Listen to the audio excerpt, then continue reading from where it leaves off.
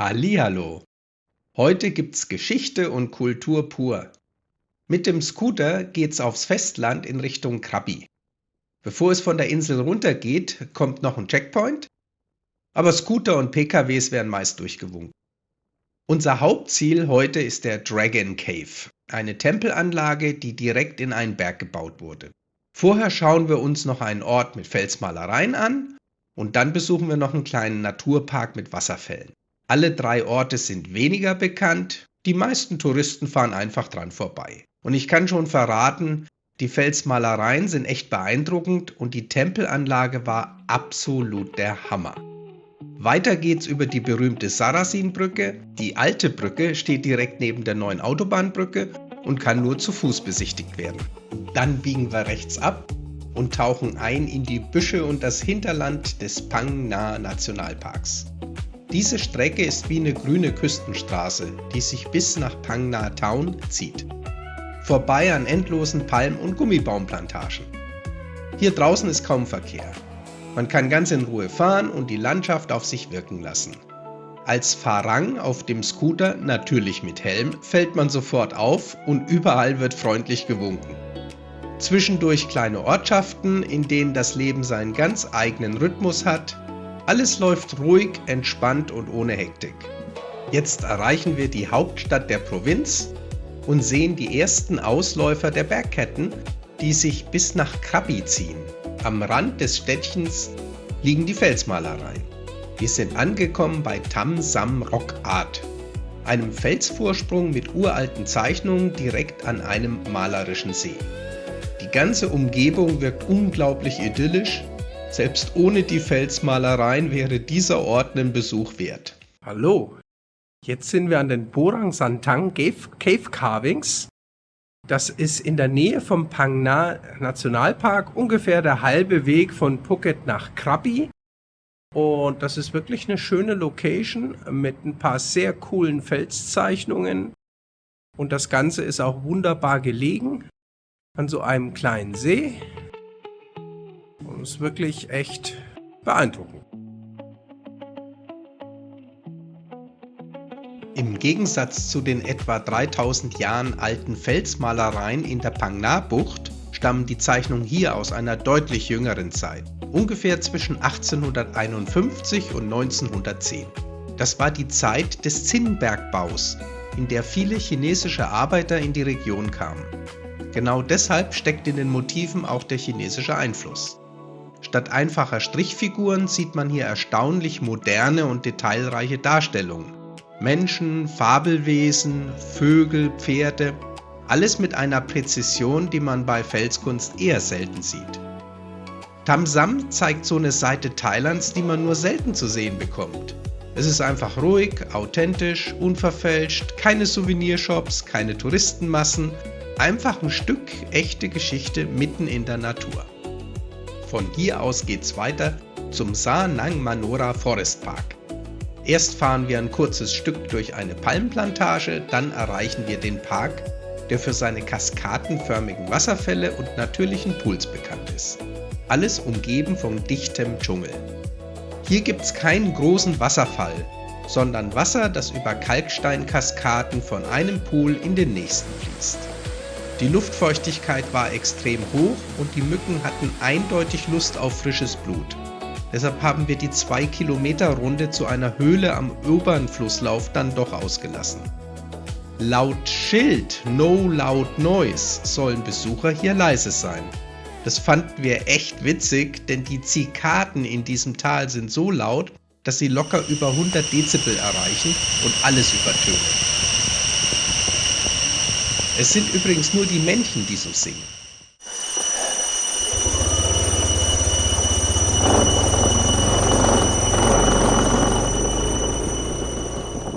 Die Luftfeuchtigkeit hier im Dschungel war so hoch, dass sogar die Kameralinse beschlagen ist. Auf dem Weg zum Dragon Cave habe ich dann eine Abkürzung entdeckt, die anfangs vielversprechend aussah, aber schon nach ein paar Metern wurde daraus ein Feldweg, der sich durch eine Plantage schlängelte.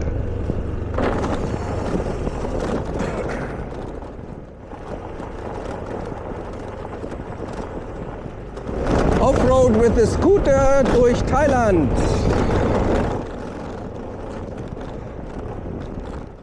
Kurz darauf kam eine herrlich kurvige Bergstraße. Die hat richtig Laune gemacht. Und dann geht's zum Dragon Cave rechts ab, auf eine kleine, unscheinbare Straße. Genau deshalb kommen hier auch keine Busse durch. Der Weg führt in ein Tal hinein, das von steilen Kalksteinwänden eingerahmt wird. Eine beeindruckende Kulisse, die sofort neugierig macht. Als wir dort ankamen, war mir sofort klar, dass dieser Ort etwas Magisches hat. Eine ganz besondere, ausgeglichene Ruhe lag in der Luft, begleitet von den leisen Geräuschen des Dschungels.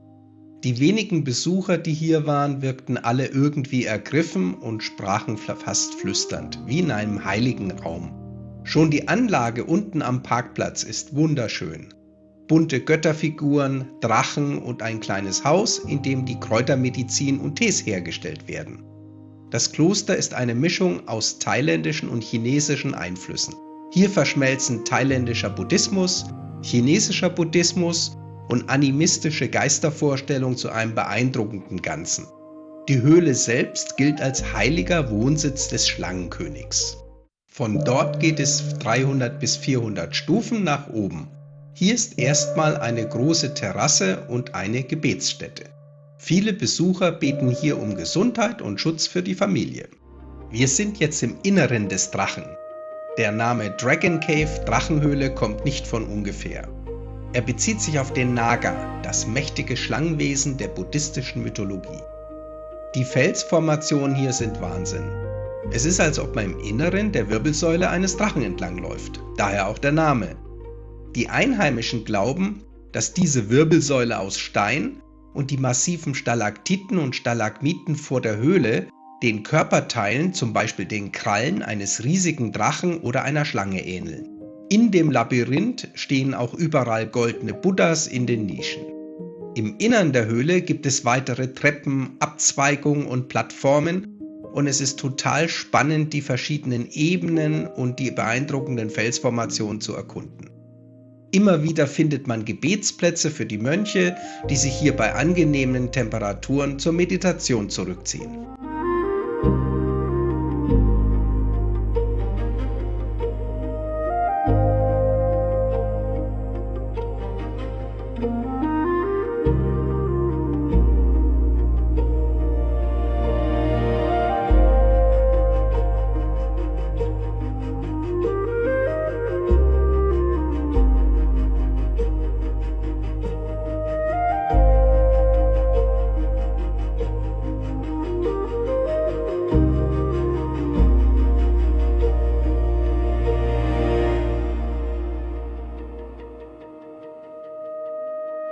Riesige Stalaktiten hängen am Eingang herab.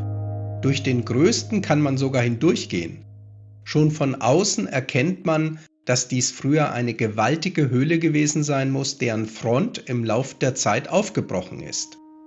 Dahinter öffnen sich kleine Wege zu Aussichtspunkten und zu einer ganzen Ansammlung von Buddhas, die sogar vom Tal aus sichtbar sind. Die gesamte Szenerie ist eingerahmt von den steilen Kalksteinfelsen von Phang Nga. Es wirkt fast wie eine Filmkulisse. Beeindruckend, mystisch und einfach ganz großes Kino.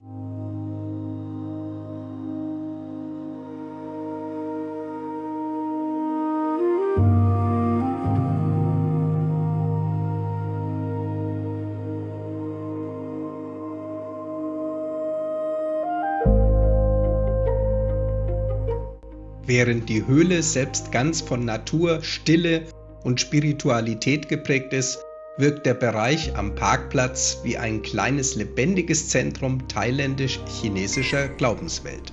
Und dann laufen uns beim Gehen noch ein paar Hühner über den Weg, als würden sie uns persönlich verabschieden. Dieser Besuch hat mich wirklich beeindruckt und ich bin mir sicher, dass ich irgendwann nochmal herkommen muss. Hier gibt es so viele Details, die man beim ersten Mal gar nicht alle erfassen kann. Auf dem Rückweg passieren wir erneut die kunstvoll verzierten Stadttore. Ein letzter Gruß aus Phang Nga, bevor es zurück Richtung Phuket geht. Insgesamt waren das rund 220 Kilometer, eine fantastische Tagestour voller Natur, Kultur und kleiner Überraschung. Wenn euch das Video gefallen hat, freue ich mich natürlich über einen Daumen hoch und abonniert gerne den Kanal, wenn ihr Lust auf weitere Touren und Entdeckungen habt.